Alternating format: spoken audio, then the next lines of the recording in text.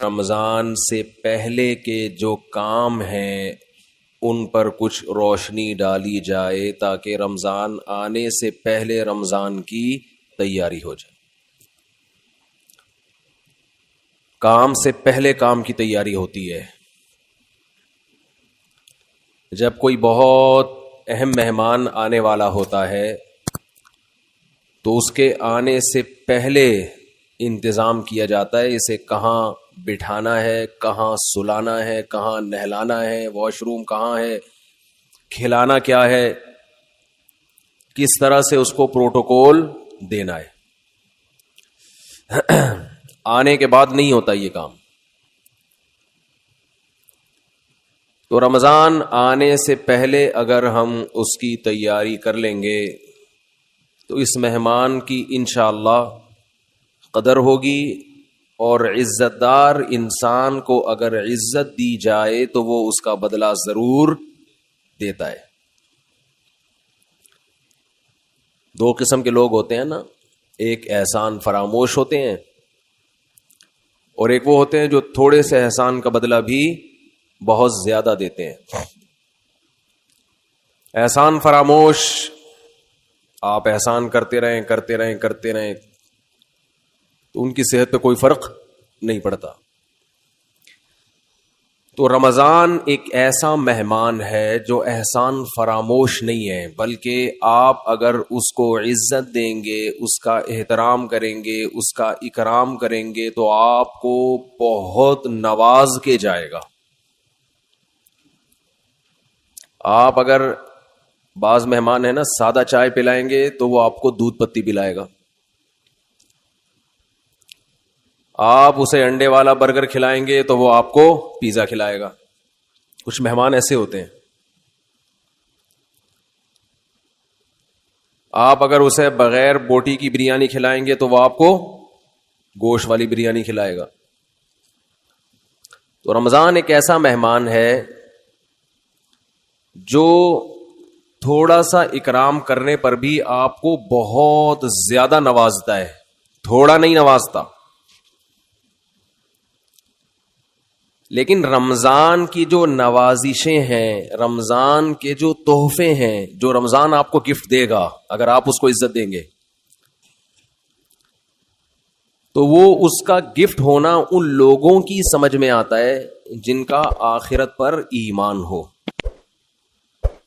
جو آخرت کو نہیں مانتے, دنیا کو مسافر خانہ نہیں سمجھتے, انہیں رمضان جو کچھ دے کر جاتا ہے, جو گفٹ دے کر جاتا ہے, اس گفٹ کی ان کی نظر میں قدر نہیں ہوتی. سمجھ میں آ رہی ہے بات؟ مثال سے سمجھاتا ہوں. چھوٹے بچے جب پیدا ہوتے ہیں اور فیملی پلاننگ والوں کے غم میں اضافہ ہوتا ہے تو اکثر رشتہ دار بچوں کو لفافوں میں پیسے دے رہے ہوتے ہیں. کچھ کھلونے دے دیتے ہیں, جھنجھنا پکڑا دیا, تو بچے کو جھنجھنا اچھا لگتا ہے. لیکن اگر کسی رشتہ دار نے 5,000 کا نوٹ بچے کو پکڑا دیا, وہ بچے کو وہ سمجھ میں نہیں آتا, حالانکہ وہ جھنجھنے سے زیادہ مہنگا ہے اور اس میں ہزاروں جھنجھنے آ سکتے ہیں. لیکن بچہ اپنی حماقت اور بے وقوفی کی بنیاد پر 1-2 روپے والی ٹافی کو تو قدر کی نظر سے دیکھتا ہے, وہ 5-5 ہزار کے نوٹوں کو قدر کی نظر سے. پھر وہی بات, جواب آنا چاہیے نا. وہ 5-5 ہزار کے نوٹوں کو قدر کی نظر سے نہیں دیکھتا, کہتے یہ تو ایسا ہی ہے, کھائے گا اس کو. تو اس میں اس 5,000 کے, ابھی تک تو 5,000 کا نوٹ ہے, میرا خیال ہے 50,000 کا نوٹ بھی عنقریب آنے والا ہے. جس حساب سے معیشت ڈاؤن ہو رہی ہے تو 50,000 کا نوٹ بھی عنقریب آ جائے گا. بلکہ تول کے نوٹ بکیں گے, 1 کلو 5,000 کے نوٹ چاہیے مجھے, اس طرح سے سیٹ اپ چلنے والا ہے. تو اب بچے کے دل میں جو 5,000 کے نوٹ کی قدر نہیں ہے, اس میں 5,000 کے نوٹ کا قصور ہے یا بچے کا قصور ہے؟ بچے کا قصور ہے بھائی. یہ 5,000 کے نوٹ میں ٹافیوں کے ڈبوں کے ڈبے آ سکتے ہیں. تو رمضان آپ کو کیا گفٹ دے کر جاتا ہے, اس گفٹ کی قدر ان لوگوں کی نظر میں ہے جو اس دنیا کو حقیقی زندگی نہیں سمجھتے. جو اس کو اصل سمجھتے ان کی نظر میں رمضان ٹینشن کے علاوہ کچھ بھی نہیں ہے, خام خواہ کی ٹینشن ہے. کیونکہ وہ کہتے ہیں رمضان مولویوں کا مہینہ ہے. کس کا ہے؟ مولویوں. سیزن آتے ہیں نا, یہ مولویوں کا ہے. تو میں یہ عرض کر رہا تھا کہ رمضان کس کا مہینہ کہلاتا ہے؟ مولاناؤں کا مہینہ. حالانکہ یہ مولویوں کا مہینہ نہیں ہے, یہ مسلمانوں کا مہینہ ہے. ان لوگوں کا مہینہ ہے جو آخرت پر ایمان رکھتے ہیں, اور جن کا آخرت پر ایمان نہیں ہے ان کے لیے رمضان A to Z tension he tension ہے, ٹینشن ہی ٹینشن. وہ نہ کھلے عام صحیح طرح سے کھا سکتے ہیں, تھوڑی سی بغیرتی کے تانے پڑتے ہیں. 10 آدمی اگر خاموشی سے گزر جائیں گے تو 11واں بولتا بجائے گا کہ شرم نہیں آتی تمہیں, کیا کر رہے ہو, اور بولنا چاہیے. تو میں یہ عرض کر رہا تھا کہ یہ جو رمضان ہے نا, اگر آپ اس کا اکرام کریں گے تو یہ آپ کو بہترین گفٹ دے گا. اب میں بتاتا ہوں وہ گفٹ کیا دے گا آپ کو. وہ گفٹ دے گا اللہ کی محبت. آپ کے دل میں اللہ کی محبت کی چنگاری پیدا کر دے گا. یہ دیکھو, انسان کو جو موٹیویشن ملتی ہے نا کسی بھی عمل کی, وہ یا تو کسی لالچ کی وجہ سے ملتی ہے یا کسی خوف کی وجہ سے. سمجھتے ہیں؟ آپ صبح صبح اٹھ کے آفس جاتے ہیں, مشکل کام ہے, دل تو نہیں چاہتا انسان کا اٹھے جائے, دل چاہتا ہے پڑا رہے, لیکن آپ جاتے ہیں. یہاں خوف بھی ہے اور لالچ, محبت, پیسے کی محبت. لالچ کو ہم محبت سے تعبیر کرتے ہیں, ذرا مہذب لفظ ہے.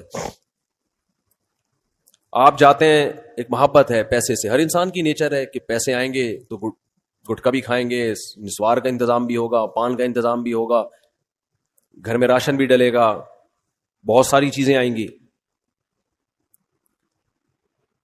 اگر یہ محبت پیسے کی ختم ہو جائے تو آپ کو عمل پہ موٹیویشن نہیں ملے گی. بعض دفعہ خوف ہوتا ہے انسان کے دل میں. خوف کیا کرتا ہے کہ آپ کو یہ ڈر ہے کہ اگر میں آفس نہیں گیا, میں نے یہ کام نہیں کیا تو مجھے جاب سے نکال دیا جائے, میں غریب ہو جاؤں گا. یہ خوف ہے جو آپ کو ابھارتا ہے عمل پہ. ماہرین یہ کہتے ہیں کہ خوف سے بھی کام ہوتا ہے اور محبت میں بھی ہوتا ہے, لیکن خوف سے جو کام ہوتا ہے اس کام میں مزہ نہیں آتا, لہذا وہ کام زیادہ جاندار نہیں ہوتا. لیکن محبت کی وجہ سے جو کام ہوتا ہے وہ کام مزیدار بن جاتا ہے, کیونکہ آپ کی محبوب چیز آپ کو اس میں ملنے والی ہوتی ہے. سمجھ میں آ رہی ہے بات کہ نہیں آ رہی ہے؟ غزوہ احد میں صحابی رسول, غزوہ بدر میں ایک صحابی شریک نہیں ہو سکے. انہیں نہیں پتا تھا کہ میدان جنگ کا میدان قائم ہو جائے گا اور یہ ہوگا اور وہ ہوگا, انہیں نہیں پتا تھا. جب مسلمانوں کو فتح ہوئی تو انہوں نے منت مانی. منت ہوتی ہے نا, اللہ میرا یہ کام ہو جائے تو میں یہ کروں گا, میرا یہ کام ہو جائے تو میں یہ کروں گا. یہ واجب ہو جاتی ہے, اس لیے منتیں نہیں ماننی چاہیے. لوگ کہتے ہیں نا اللہ میرا فلاں کام ہو گیا تو میں اتنے روزے رکھوں گا, اتنا صدقہ کروں گا, وہ فرض ہو جائے گا آپ کے اوپر, اس لیے ویسے ہی دعا مانگ لیا کریں اللہ سے. بعض لوگ اتنی اونچی اونچی منتیں مان لیتے ہیں پھر ان سے پوری ہوتی نہیں ہے. تو اسلام میں الفاظ کی بہت ویلیو ہے, اور منت زبان سے ہوتی ہے, صرف دل میں ارادے سے نہیں ہوتی. اس کو عربی میں نظر کہتے ہیں, نظر, اردو میں منت. تو ان صحابی کو غزوہ بدر میں شرکت کا موقع نہیں ملا, تو انہوں نے منت مانی, نظر مانی کہ اے اللہ اگر دوبارہ کوئی میدان جہاد گرم ہوا تو میں ایسی بہادری سے لڑوں گا, لا یرین اللہ ما اصنع, اللہ دیکھے گا کہ میں کیا کرتا ہوں. بظاہر یہ تکبر والے الفاظ ہیں. بظاہر یہ الفاظ کیا ہیں؟ تکبر والے کہ اللہ دیکھے گا کہ میں کیا کر کے دکھاتا ہوں. لیکن بعض جملے الفاظ کے اعتبار سے تکبر والے ہوتے ہیں مگر حقیقت میں وہ ایک ناز کی کیفیت ہوتی ہے. ناز کہ اللہ میں وہ کچھ کروں گا کہ تو بھی دیکھے گا, خوش ہو جائے گا, تو ایسا کر کے دکھاؤں گا بہادری.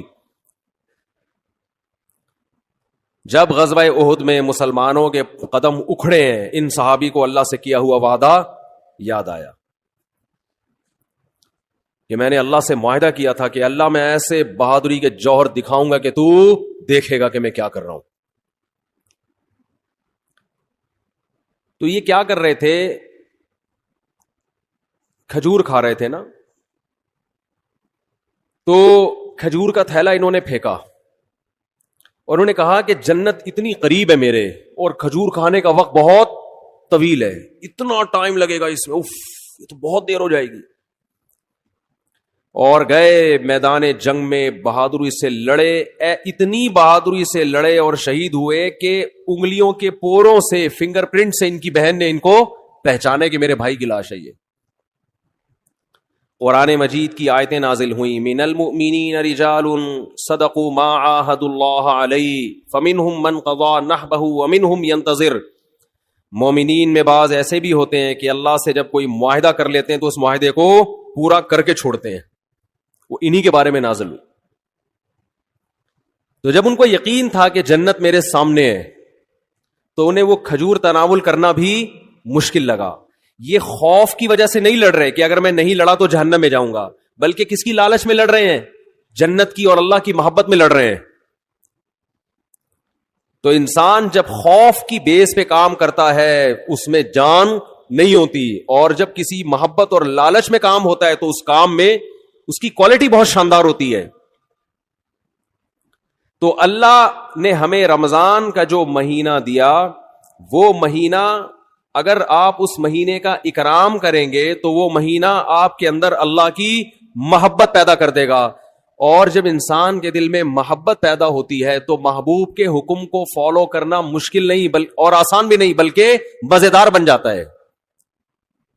3 درجات ہوتے ہیں نا, حکم کی اتباع کرنا مشکل, اور اس سے اوپر کیا ہے, مشکل ختم ہو گئی, نہ مزیدار ہے نہ مشکل ہے. لیکن اس سے اوپر کا درجہ کیا ہے کہ حکم پر عمل کرنا کیا بن گیا, مزیدار بن جائے گا. یہ کیفیت انسان کی ہو جاتی ہے. تو اگر آپ رمضان کا حقیقی معنوں میں اکرام کریں گے تو رمضان آپ کو اللہ کی محبت کا گفٹ دے کے جائے گا. وہ کیسے؟ زبان آج بہت خشک ہو رہی ہے, پانی نہیں ہے یا موسم میں شاید خشکی ہے, کچھ ایسا سیٹ اپ ہے, موسم میں خشکی ہے میرا خیال ہے. تو رمضان جو ہے آپ کو اللہ کی محبت کا, جزاک اللہ, اتنا یخ ٹھنڈا پانی بس کافی ہے, یہ گرم نہیں ہے, سادہ. پہلے ہی گلا ہمارا بیٹھا رہتا ہے, اوپر سے اور بٹھا دیں گے. تو اللہ کی محبت کا گفٹ دے کے کیسے؟ انسان کی یہ نیچر ہے, یہ فطرت ہے کہ وہ جس کے لیے قربانی دیتا ہے نا, جس کے لیے, تبلیغ والے کہتے ہیں نا, جس چیز پہ جان, مال اور وقت خرچ ہوتا ہے انسان کے دل میں اس کی ویلیو پیدا ہو جاتی ہے. ایک غریب آدمی جو رکشہ چلاتا ہو, سارا دن پسینہ بہاتا ہو, اس کو جو دہاڑی یا جو اجرت ملتی ہے اس اجرت کو وہ بڑی احتیاط سے خرچ کرتا ہے. اور ایک آدمی وہ ہے جس کے ابا کا انتقال ہوا اور 6 رکشے اس کو وراثت میں مل گئے. ایسا بھی ہوتا ہے نا, وہ ان رکشوں کی ایسی کی تیسی, باپ کا مال سمجھ کے لوگ کہتے ہیں نا اڑا رہا ہے, خود تو محنت کی نہیں ہے, ابا سے وراثت میں ملا ہے, اڑا دیتا ہے انسان. تو ہمیں جو ایمان کی نعمت ملی ہے یہ وراثت میں ملی ہے, اس میں ہمارا خون پسینہ, بولو نا کیا ہو گیا, نہیں بہا.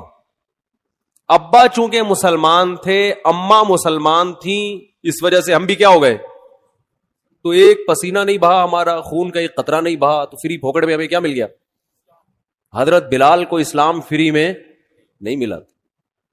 وہ جب مسلمان ہوئے گرم ریتوں پہ لٹایا گیا, ان کو سینے پہ بھاری بھرکم پتھر رکھے گئے. کیا اللہ نے کچھ لوگ کیسے خاندانی بنائے ہیں. وہ نظریات کو فالو کرتے ہیں, وہ کلچر کو فالو نہیں کرتے. حضرت بلال کو کیا مل رہا تھا اس میں؟ اچھی بلی زندگی گزر رہی تھی, غلام تھے وہ تو, حبشی لوگ غلام ہی ہوا کرتے تھے عربوں کے, کھانا پینا مل رہا تھا, ایک ٹینشن. تو بڑے بڑے پتھر سینے پہ رکھے جا رہے ہیں, گرم ریت پہ لٹایا جا رہا ہے, مگر نعرہ لگا رہے ہیں احد احد, خدا کیا ہے؟ ایک ہے, میں نہیں مانوں گا. کیسے ویژنری, کیسے نظریاتی. خباب ابن ارت رضی اللہ تعالی عنہ رسول اللہ صلی اللہ علیہ وسلم کے پاس آئے مکہ میں, وَهُوَ مُتَوَسِّدٌ لَهُ مُتَوَسِّدٌ بِبُرْدٍ لَهُ او کما قال, کہ آپ صلی اللہ علیہ وسلم کی چادر تھی, اس سے آپ صلی اللہ علیہ وسلم کوہنی پہ سر رکھ کے لیٹے ہوئے تھے. لوگ کہتے ہیں مسجد میں سونا منع ہے, ایسی ہمارے علم میں کوئی حدیث نہیں ہے. مسجد میں سونا جائز ہے, البتہ مسجد کو سرائے بنا لینا سونے کی جگہ, سارا محلے کو جہاں جگہ نہیں مل رہی تو کہاں کے سو رہا ہے مسجد میں, یہ غلط ہے. نماز کے لیے آئے مسجد میں آپ, اور اگر کوئی آیا نماز کے لیے سستانے کے لیے ذرا لیٹ بھی جائے تو اللہ کی طرف سے کوئی پابندی نہیں. آئے نماز کے لیے, ہاں یہ نہ ہو کہ سرائے بنا لیا جائے, مسجد کو ہوٹل بنا لیا جائے کہ جس کو جگہ نہیں مل رہی, گھر میں بیوی سے پھٹا ہوا ہے, سارے محلے والے یہاں آ جائیں. لیکن بذات خود جائز ہے مسجد میں سونا. اور اگر اکا دکا کبھی کوئی مسجد میں آ بھی جائے صرف سونے کے لیے تو بھی کوئی ناجائز نہیں ہے. ناجائز اس وقت ہوگا جب اس کو عام معمول لوگ بنا لیں. حضرت علی رضی اللہ تعالی عنہ کی کچھ ناراضی ہوئی حضرت فاطمہ سے, میاں بیوی میں ہوتی ہے. تو آپ صلی اللہ علیہ وسلم جب گھر گئے, حضرت فاطمہ سے ملے, پتہ چلا بھئی کچھ ناراضی ہوئی ہے, اور حضرت علی مسجد چلے گئے. تو وہاں حضرت علی مٹی میں لیٹے ہوئے تھے, آرام کر رہے تھے. اسی پہ آپ صلی اللہ علیہ وسلم نے فرمایا یا ابا تراب, اے مٹی والے.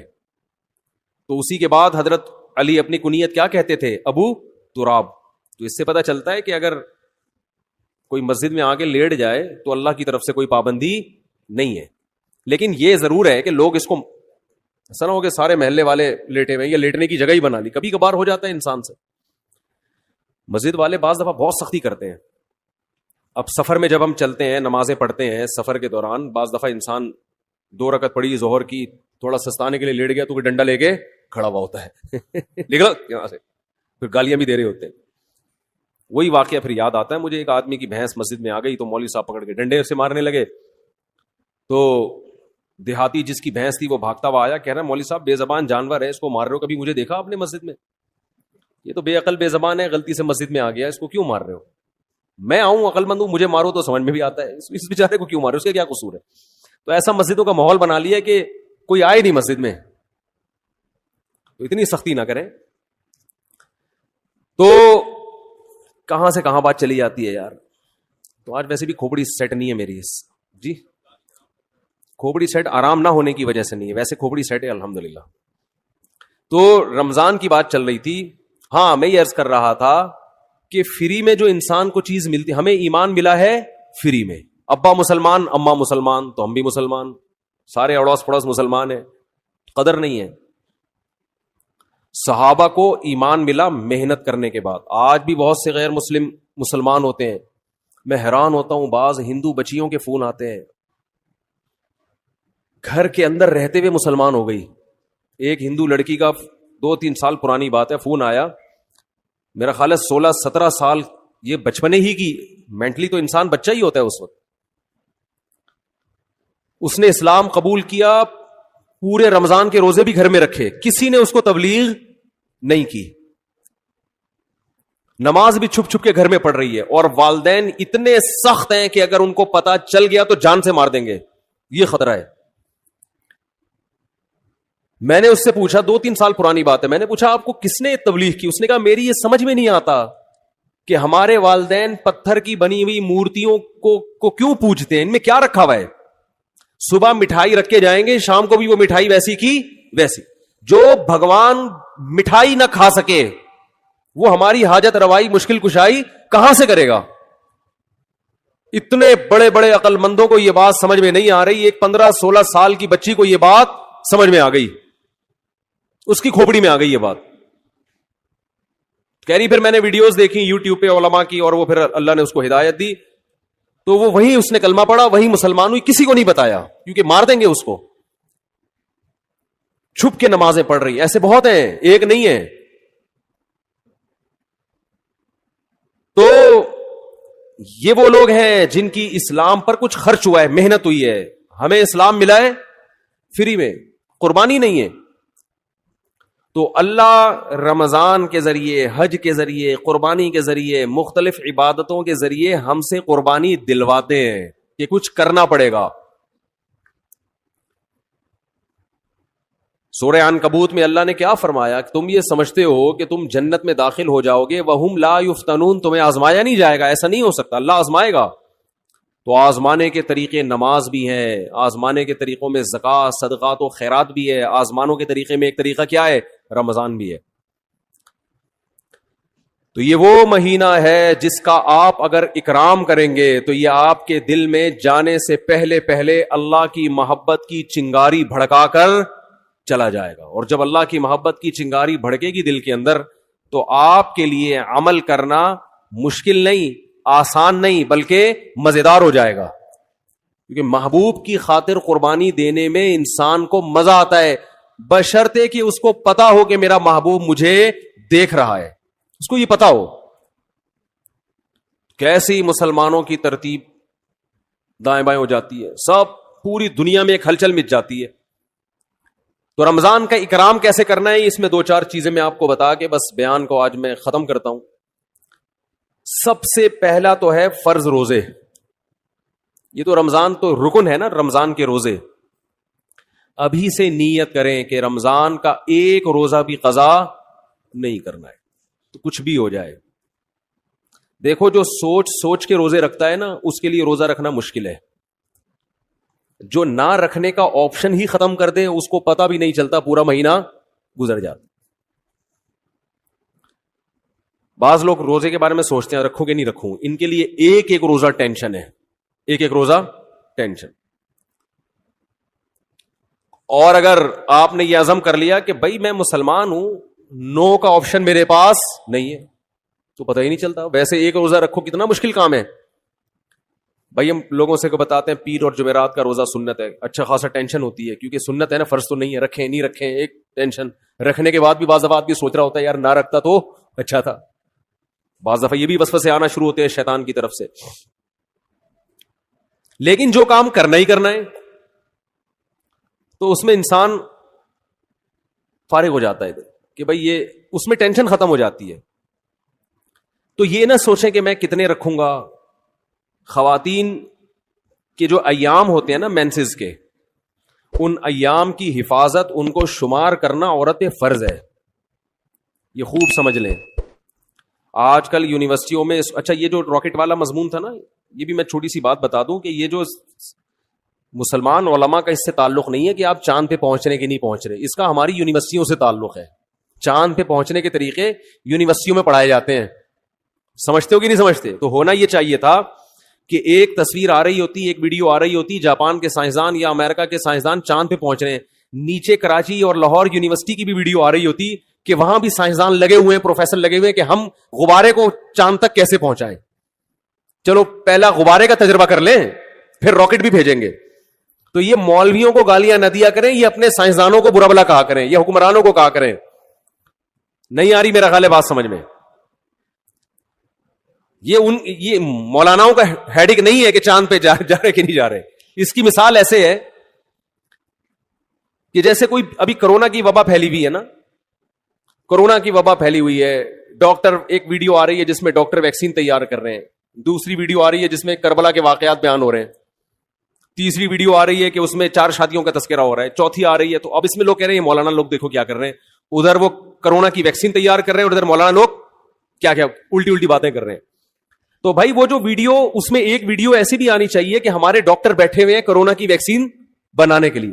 تو ہمارے ڈاکٹروں کی سرے سے کوئی ویڈیو آ ہی نہیں رہی ہے, تو پھر یہی ہوگا کہ کیلے کا رخ قبلے کی طرف ہے کہ نہیں ہے.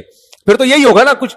بھائی فیس بک والے کو کچھ تو چلانا ہے نا ویورز بڑھانے کے لیے, تو اس کو ہمارے سائنسدان مل ہی نہیں رہے, کوئی دھماکے کرتے ہوئے, کوئی راکٹ بھیجتے ہوئے, تو پھر وہ 4 شادیوں کی ویڈیو ہی چلائے گا. اور کیا کرے گا وہ.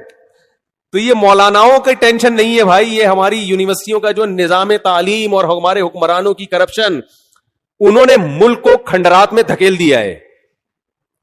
میں تو کہتا ہوں جو فیس بک پہ ویڈیوز ڈالتے ہیں نا, یہ نہ ڈالا کریں کہ کیلے کا رخ قبلے کی طرف ہے کہ نہیں ہے, کیونکہ لوگ کہتے ہیں یہ دیکھو کس چیز میں لگے ہوئے. اصل ویڈیو یہ آنی چاہیے کہ ایک طرف آپ یہ دکھائیں کہ سائنٹسٹ خلائی سیارے بھیج رہے ہیں آسمان میں, وہاں سے چھلانگے مار رہے ہیں, دوسری طرف کراچی کے گٹر کے ڈھکنوں کی تصویریں آنی چاہیے. ڈھکن یہاں کیا ہوئے ہوئے ہیں, کھلے ہوئے ہیں. تیسری طرف گدے گھوڑے کی لیدوں کی تصویریں آنی چاہیے, کچرے کے ڈھیر آنے چاہیے, چرسی آنے چاہیے پائپ کے اندر بیٹھے ہوئے. پھر اصل لبرل لوگوں کا اصل چہرہ آئے گا, کیونکہ یہ حکم, یہ جو ملک ہے لبرل لوگوں کے ہاتھ میں, یہ مولاناؤں کے ہاتھ میں نہیں ہے. پھر آئے گا ایک طرف دیکھو سائنسدان راکٹ بھیج رہے ہیں وہاں پہ, اور ادھر کراچی میں گٹر کے ڈھکن لگانے کے لیے بھی حکومت تیار نہیں ہے. تو لوگ سائنسدانوں کا مولویوں سے مقابلہ کروا رہے ہیں, حالانکہ دونوں کی فیلڈ بالکل الگ الگ ہے. نہیں آ رہی میرا. تو آسمان میں خلائی سیارے بھیجنا مولویوں کی فیلڈ تھوڑی. مولوی موٹیویشن کرے گا, آپ کو موٹیویٹ کرے گا کہ سیارہ بھیجنے کے کیا اسلام میں فضائل ہیں, ٹھیک ہے نا, سائنسدان بننے کے کیا فضائل ہیں, ڈاکٹر بننے کے کیا فضائل ہیں, وہ مولانا بیان کرے گا. ہر چیز میں علماء کو برا بھلا کہتے ہیں لوگ. دوسری بات یہ کہ فیس بک اور یوٹیوب کی دنیا تو کھلی بھی ہے نا, بہت سے لوگ مولانا نہیں ہوتے, مولانا بن کے آئے ہوئے ہیں وہ. تو آپ ہر ایک پر یہ ٹھپا لگا رہے ہیں مفتی ہیں. مفتی عبد القوی کو بھی لوگوں نے کیا بنا دیا, اتنے فون آئے میرے پاس, مفتی صاحب دیکھیں مفتی عبد القوی کیا کر رہے ہیں, یہ ہوتے ہیں مفتی. میں نے کہا بھائی اس پہ کون کہاں مفتی لگانے پر گورنمنٹ کی طرف سے کوئی پابندی نہیں ہے. کس نے بولا یہ مفتی ہے؟ کسی کو بھی اٹھا کے مفتی آصف زرداری صاحب کر دو آپ, پھر کہو دیکھو یہ مفتی لوگ کیا کیا کر رہے ہیں.